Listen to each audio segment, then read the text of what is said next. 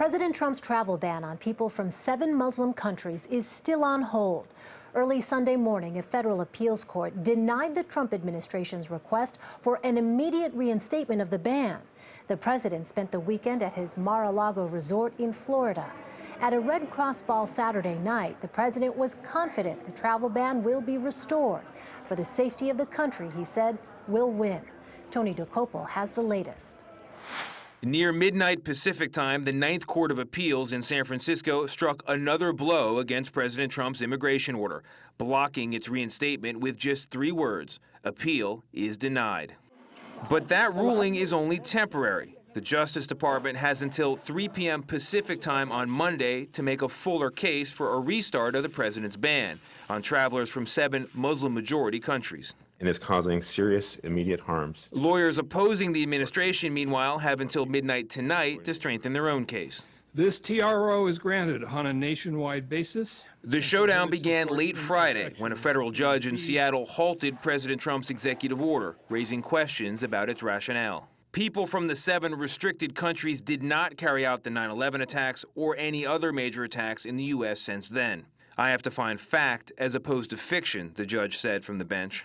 President Trump fired back on Twitter, writing, "Because the ban was lifted by a judge, many very bad and dangerous people may be pouring into our country.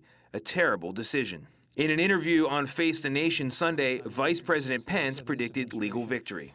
President Trump has made it clear he's going to use his authority as president under the law to put the safety and security of the American people first. On Fox News Sunday, Mr. Trump defended the rollout of the ban. I think it was very smooth. He had 109 people out of hundreds of thousands of travelers, and all we did was vet those people very, very carefully. Acting Solicitor General Noel Francisco is arguing the government's case. On Saturday, he claimed the president has the unreviewable authority to decide who enters or stays in the United States. But lawyers from Washington state and Minnesota, who brought the challenge, say the president's order targets Muslims and is unconstitutional. There's really no harm to the government if the executive order isn't in effect. After all, that was the state of affairs for the past 50 years. Baher Azmi of the Center for Constitutional Rights says this case could end up in the Supreme Court.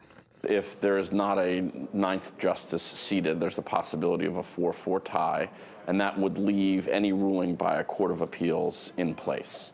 While this order is being fought in the courts, the State Department has reinstated tens of thousands of visas for people from the 7 affected countries.